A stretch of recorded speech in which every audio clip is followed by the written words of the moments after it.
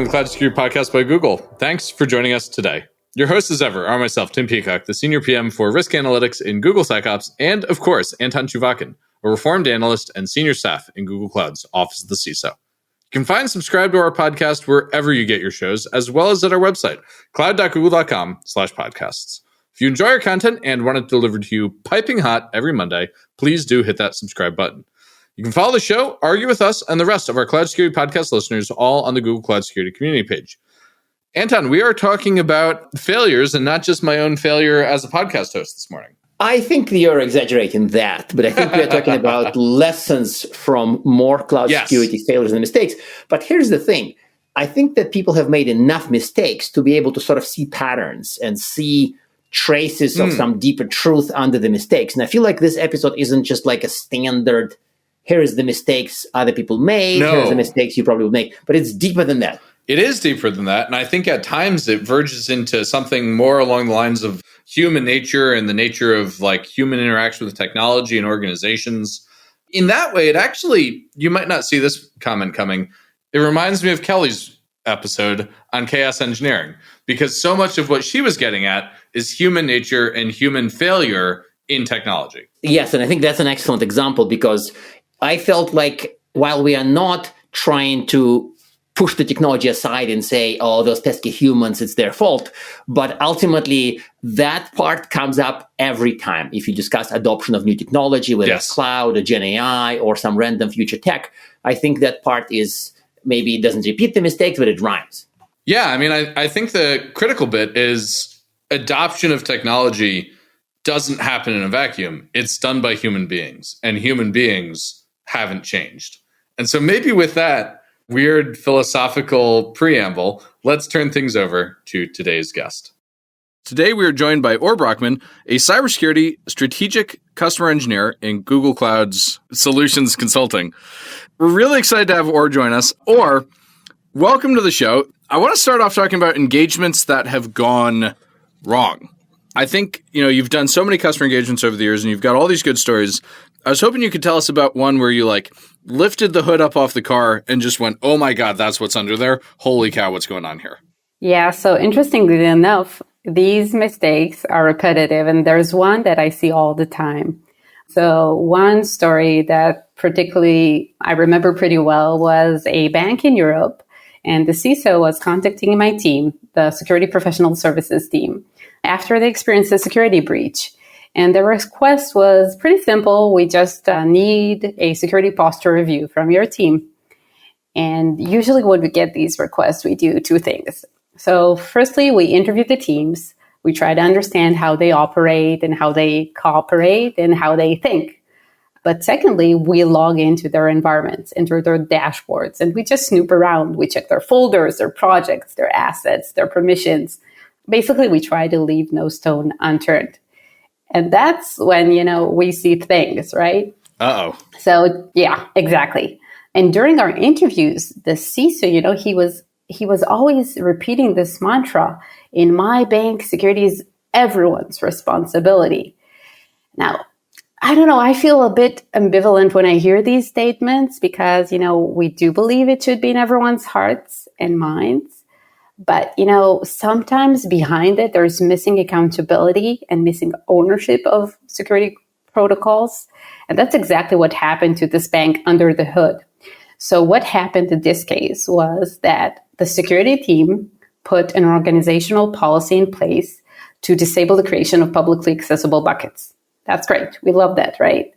But later on, the landing zone administration team, they had to do some debugging, and obviously they disabled this policy temporarily, of course, famous last words. But meanwhile, the application team, they were busy deploying a Terraform code that they found online. It was super long. They never read through it. And obviously, as you might have guessed it, this code basically created a publicly accessible bucket, which later contained sensitive customer data. Now, luckily enough, they had the Security Command Center, which alerted. There's an... Oh, no way. Yes, it actually created an alert and open bucket here, please take care. However, this is really, this is where things went really sideways. The SecOps team reviewed the alert and they assumed that the application team was on top of it. So no one took action, except obviously for a group of hackers who just, stumbled upon that data and, well, let's just say they didn't keep it to themselves, right? It ended up in the dark web. One of those. So let me interrupt very briefly, because I think that security is everyone's responsibility has sort of two sides, maybe the light side and the dark side. And the dark side is the cliche side, when it's like assume that everybody would care, everybody would do things. But I also see that the dark side of like, that means it's nobody's, is kind of interesting. It's a little bit like a random company pronounces that security is the first priority for them. And everybody knows they're lying, because very clearly that staying in business is the first priority for the business, right? I mean, of course, there are some situations when security is a precondition for that. But it's kind of a similar cliche where I say, oh, it's everyone's responsibility. And moreover, it's number one for all of us. And it's like, no, you're clearly saying it in bad faith, right? So that's more, the source of nervousness is that if I hear somebody lie, I start thinking, what else are they lying? Yeah. I also like that story because two things about it. One, it's always nice to hear that my old team found something.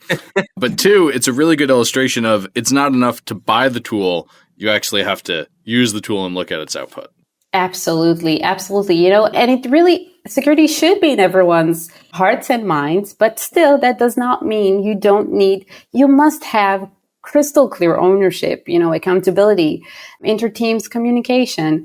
Otherwise, you end up in a situation where security is everyone's responsibility, suddenly becomes security is no one's responsibility. And that's exactly what happened to this bank. Yeah. And it feels like also the turn, I'm going to try to make a metaphor, very uncooked metaphor. So it feels like this particular ditch is very easy to get into. It's almost like you're driving on a very slippery road and whoops, you're in a ditch. And the ditch is nobody's responsible. Exactly. No, Tim's not happy. I mean, we're on video, so you can see him kind of making a slight cringe face. Okay, fine, make a better one. But the point is that I can see this good intent, but I also see frequent bad results. Yes. I wish I had the ability to make as much side-eye as my Corgi puppy does. He has the best side-eye. So listeners, viewers, I'll leave you with that thought of a Corgi puppy right now. And maybe, Anton, you can ask the next question. Okay, and I think the next question, since we are on the topic of mistakes, is not just the bad mistakes, hot mistakes, fun mistakes, but it's the mistakes that actually you keep seeing the most often, like the common mistakes when you kind of like see somebody do this and you say, no, not this one again. So anything that's like super repetitive. I feel like there's value in this to listeners, to their cloud teams, to their bosses bosses sometimes, because if everybody who deals with makes the mistake, maybe they do too. And they can maybe fix it before it becomes a disaster. Okay, so here's a super common mistake, and it's lesson learned. Buying tools cannot compensate for the lack of well-defined processes, okay? It cannot. And I understand it because, it's a shiny new tool and we like buying things and we're all like tech geeks. We like exploring new technologies and it's fun. But you know what? Buying that tool cannot compensate for the lack of well-defined processes. And I have a really good example for that. We had a customer, and that was a vehicle manufacturer. And they were facing lots of problems, right? They had compliance issues, they had misconfigurations, and their solution to it, or what they believed it to be, better said, was purchasing a new CNAPP tool, Cloud Native Application Protection Platform. And then they contacted us, my team, the security PSO team, and they asked for our help to architect that new product. And we got to work. And, once again, we were snooping around their environment. And what we saw was just disaster. It was terrible. We saw open ports. We saw publicly accessible storage buckets. We saw public IP addresses on so many hosts. All of those big no-nos. And all of these were anomalies. And these were not the standard policies. These were just numerous security exceptions. So we started interviewing the team to understand, and we explicitly asked them, So how is an exception request made and who approves it and based on what? And how is it documented? And you know what? Most importantly, when does this get revisited and revised potentially? And their answer was that there is no formal process for requesting exceptions. So it was kind of like a situation where teams were making changes without any oversight or any accountability. And really, that discovery was just a turning point in the entire engagement, because suddenly even the customer realized that this new cool technology, this cool new product, the CNAP tool, it's not the problem nor the solution. And the real challenge was the lack of well-defined processes. And in this case, it was the security exception process. So I'm going to act really weird right now. And I'm going to act really weird. Just right now? Yes, just right now. Yeah, this is going to be time boxed to about maybe 5 minutes. So this is kind of my favorite example. And I've been given similar examples long time ago, since the days of ITGRC and people buying SIM and not building a process. And I have this tendency, if I make the same argument many times, at some point I have to second guess myself. And with this particular case, even though I usually almost always serve on the same side of the argument that Or is done, I want to try to jump on the opposite side. Somebody brought the following counter argument to me. And that if you have some kind of a tool that requires heavy process, it is our responsibility as a startup founder, because startup founder was given this argument, to build a tool that is so much better that it compensates for process deficiencies. So that he said, Anton, you're kind of right, but you're also wrong. If we innovate hard enough and we think hard enough and we build hard enough, then our new generation tool actually covers what used to be paper process in the old world. So your argument is not valid. I was briefly speechless. Briefly, very briefly. And I don't recall what I responded. It was like last year and stuff. But it stuck in my head. That is sort of not insane to think that sufficiently advanced tool can in fact cover, or can probably cover, for the deficiencies in process. What is our collective take on that? Maybe we should interview Tim on that as well. He built plenty of tools. So, in my personal opinion, even the most innovative, cutting edge, AI, machine learning, and all these fancy acronyms tools, if you don't have clear communication, defined roles, lack of strategic direction, these tools will not be able to compensate. And we usually turn to these tools because we're scared of dealing with the real problem.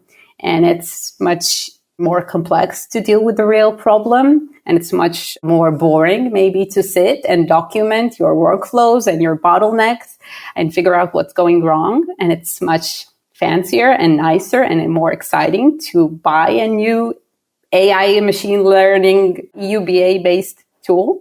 So I think we just turn to that because it's exciting and it's fun. But it won't cut it, It won't. The tools cannot compensate for the lack of well-defined processes, and I don't think you can ever convince me otherwise. I think that it's a reasonable take to double down. I would double down as well. I probably did double down when somebody asked me, because I've seen too many examples when the process exists in areas that cannot possibly be covered by a tool, like human-to-humans communication. Right. But wouldn't this same startup founder, at this point kind of metaphorical, can say, well, if I have a better ticketing or API calling or better approval process that's automated and LLM looks at past approvals and blah, blah, blah, it would cover for these weaknesses. I think that if you double down, they may also double down and say, nah, yeah, we can automate some of that. I think I'm going to be really boring and take a leaf out of Anton's book and say, on one hand, I could see where that startup founder is right, and on the other hand, I can see where Or is right. I totally agree that it is human nature to think, oh, I have a problem. I could wave my magic wand and hopefully this problem goes away because I spent a lot of money, and wow, what a whiz I am for doing that. And on the other hand, it's also human nature to get deeply entrenched in a process which no longer serves a function because you have people that you like who are doing it. And you probably could get rid of them with a properly functioning tool. So I can see both sides here. And I guess listeners, I'm sorry to not take a stronger stance. I'll take a Catherine move and say both are right. But wait, that's actually a reasonable take because... yes. Reasonable take. I win. We switched from it is stupid to think tool fixes process weaknesses to who knows, maybe. I think that's a position shift already. Who knows, maybe. I'll take it. Maybe it can alleviate the symptoms of like not defining the process as well. So it can alleviate the bad symptoms by innovative technology, but the root cause is still there, unfortunately. And it will surface again one day. I do want to pick at this, though, because Anton has probably been giving this tool versus process advice since I was in, elementary school. No, don't go there. I'm not that old. How do you get people to really, because in your role, you must deal with this all the time. So how do you get people to really think hard about it and do it right? Like, how do you change minds on this one, Ora? So I think that eventually when you treat security as a burden, when you look at these as, just a checklist, when you're looking at it as something that is, time consuming and resource intensive and ineffective, you're doing it wrong. It shouldn't be that complicated. And there are so many good ways to achieve that. So take, for example, threat modeling, right? So oftentimes we see customers that do understand the importance of doing threat modeling, but it's just that their approach to it is anything but simple. We would interview the teams and they would say, oh yeah, threat modeling, let me find that 80 pages long document. We wrote about it once and no one ever reads it, right?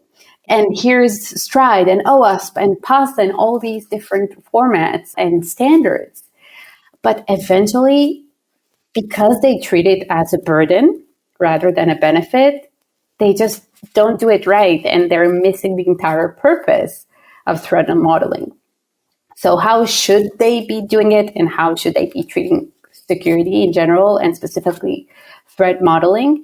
I think it should be done intuitively. I think it should be kept simple. I think it should be like a ritual, just like, for example, if you were to imagine standing at a crosswalk, an extreme rush, and you're waiting for the light to change green, and you see the cars passing by really fast, but you instinctively start assessing the risks in your head. What will happen to me if I cross at a red light? What happens if the car doesn't see me, right? So without even realizing, you're conducting a very important security principle of threat modeling. You're identifying potential threats, you're assessing them, and you're deciding on a course of action to mitigate them. So it should be kept simple. One of the founders of this theory, Adam Shostak, once said, 4 questions. What are we working on? What can go wrong? What are we going to do about it? And did we do a good job? We don't need 80 pages long documentation. We don't need complex diagrams. We just need practicing these 4 questions, practicing this form of thinking, practicing a security mindset. And I think that will cut it at most times. I think that TM, threat modeling, is particularly vulnerable to people writing a long, painful doc and never touching it. I think that I'm not an AppSec person. I keep telling everybody for the last 10 years that I don't do AppSec. I don't know it. But threat modeling is fascinating enough to me, so I delved into it. I read the same Adam Shostak book, which will feature in resources. But I feel like turning TM into compliance is one of the worst things you can do. Oh, turning anything into compliance is one of the worst things you can do. Oh. No, Anton, you had the Tim Dirks episode. You had your mind expanded. Okay, it shrunk back. Sorry, Tim. But he's right. It's time to forget about compliance-oriented control lists and shift focus to continuous and simple threat modeling. That's what I think. Well, I totally agree with you that practice is really important for this stuff, and that if you can get into the habit of thinking a particular way, it makes a huge difference. For example, I make my puppy sit at every crosswalk. Nice. Yeah. He doesn't think about cars, though. Yeah, so that he doesn't run out in the street. So he always sits before crossing. Practice makes perfection. So let us ask one more question before we start thinking about closing the show. Well, the episode, not show, please. So what about turning mistakes into advice? And from all the mistakes you've seen people make and from all the across industries, across company sizes. So if somebody, picks on you, maybe not necessarily at 3 a.m., sorry, Tim, no 3 a.m. points this time.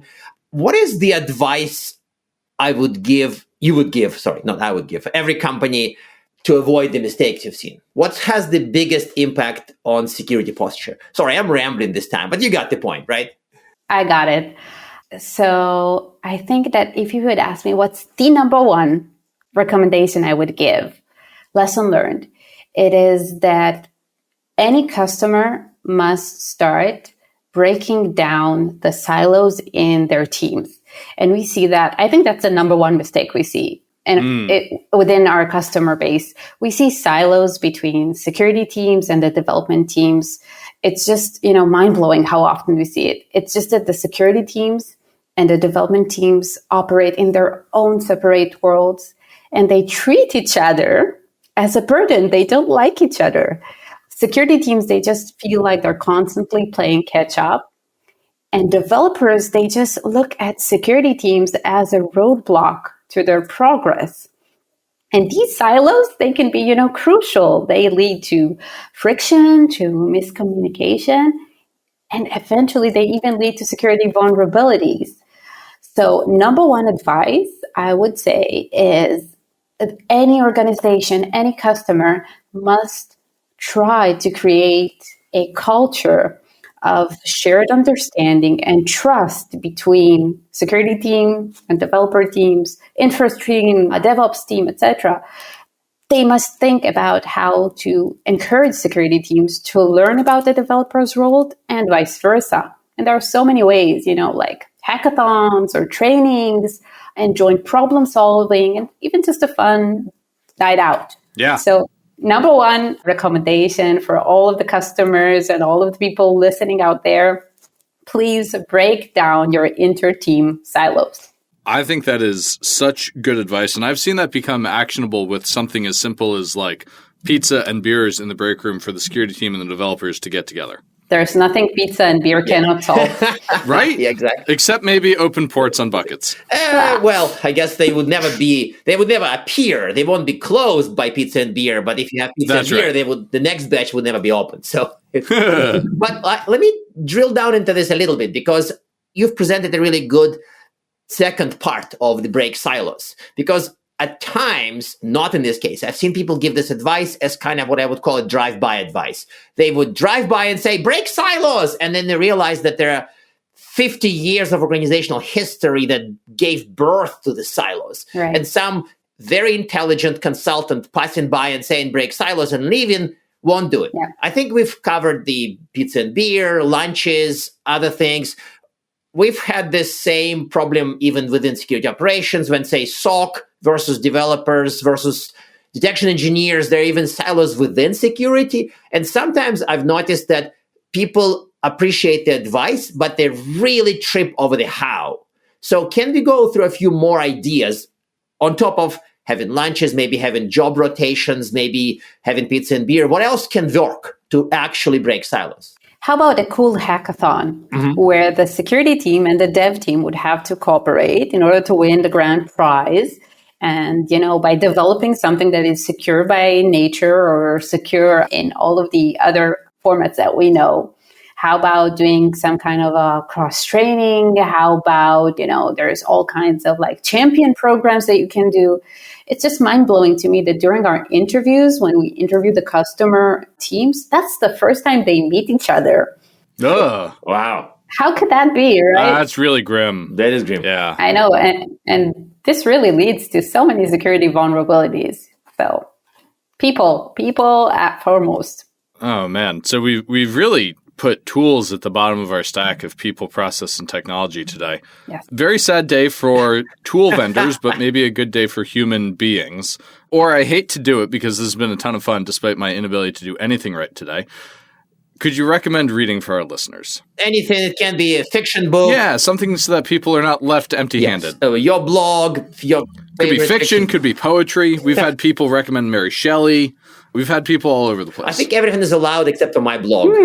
Yeah, Anton's blog, actually, you have to put $1 in the swear jar. Oh, that's a really good question. I'll have to think about it. But actually, I really like Stephanie Wong's LinkedIn posts where she's writing all about leaving your comfort zone and how that could feel sometimes as something that is, scary. But actually, the more you feel it, it means you're progressing. So if I'll have to recommend something, I think it will be reading her blog posts. They're really good. They're LinkedIn posts. I love that recommendation, and I think that's the same Stephanie Wong that's been on the show, isn't it? Yes, that's the same. Really? Yes. Yeah. Oh, she joined us in 2021. She interviewed us on our show. She did that for the AMA episode, but she was also on in 2021 when we had the 8 guest extravaganza. Wow. Oh, yes. Wow. I'm such a fan. I'm such a groupie. I'm never doing this again. No, we're never doing that again. Or we would be happy to have you back. And listeners, thank you so much for joining us today. Thank you for having me. And now we are at time. Thank you very much for listening and, of course, for subscribing. You can find this podcast at Google Podcasts, Apple Podcasts, Spotify, or wherever else you get your podcasts. Also, you can find us at our website, cloud.withgoogle.com/cloudsecurity/podcast. Please subscribe so that you don't miss episodes. You can follow us on Twitter, twitter.com/cloudsecpodcast. Your hosts are also on Twitter at Anton_Chuvakian and _Team Pico. Tweet at us, email us, argue with us, and if you like or hate what we hear, we can invite you to the next episode. See you on the next Cloud Security Podcast episode.